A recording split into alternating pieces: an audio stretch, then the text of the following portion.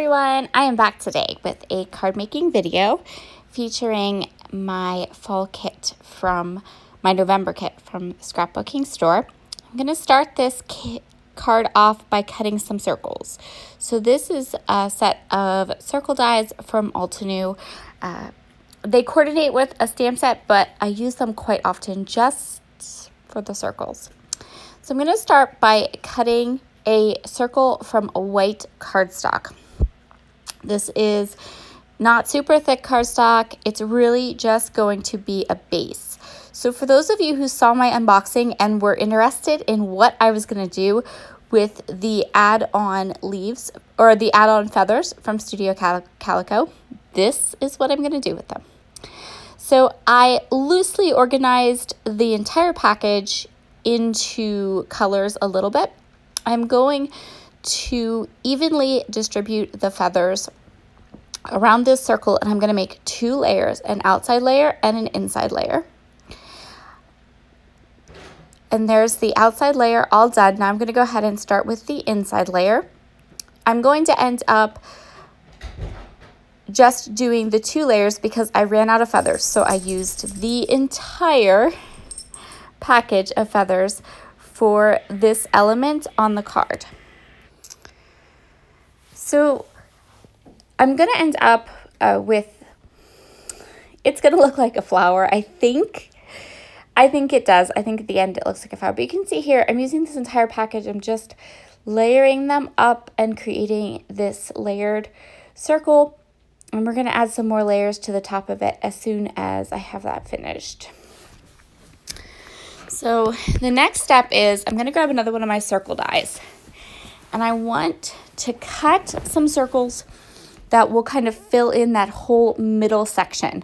I'm sorry for the light glare. I was in Ohio at a scrapbooking retreat, and most of the videos I shot there, I took my media mat off, so they look fine, but this one ended up with a bit of a glare, so I apologize for that. I'm just going through some of the pattern papers. I grabbed a couple of these. I grabbed an orange and an aqua color pattern paper because I love the pops of aqua and orange in this collection, and I thought that they would set off well the feathers. So I'm just going to continue on here. I'm going to cut circles from the two patterns, and then I'm cutting two circles from this foam. So this is, as my friend Sandy Reversky calls it, unfun foam because there's no adhesive on it.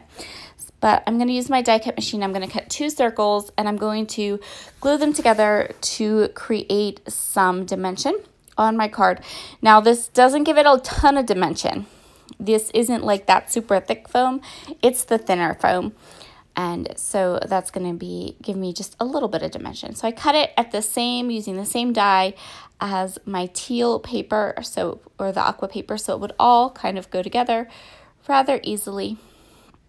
And you can see here, just grabbing all of that. And then I have my larger orange circle die that I'm going to use to hold the aqua circle on. And this will be the main element for my card front. I decide that since I have all these feathers, what would be more awesome on this card than a bird? So we have these really pretty add-on craft birds. I'm going to use those as part of the elements on the front of my card. I'm going to ink up a card panel. This card panel is 4 inches by 5 1/4, so it will fit really nice with a lovely border on a standard size card base. So I'm going to go ahead and glue that down with my bird, and now I'm going to fussy cut a whole bunch of flowers. I don't make you watch this. The last little bits of this particular card are just me fussy cutting flowers and adding some stickers. I used a sticker for my sentiment, and I kept it really easy. Once I had that I'm going to call it a feather flower, done. The rest of this card was not hard at all. It's just stickers and some fussy cut flowers. Thank you so much for joining me today. I hope that if you picked up one of these amazing November kits from the scrapbooking store, you'll try a feather flower as well. This would work great as a large embellishment on a scrapbook page as well as a card. I will see you all again soon. Bye.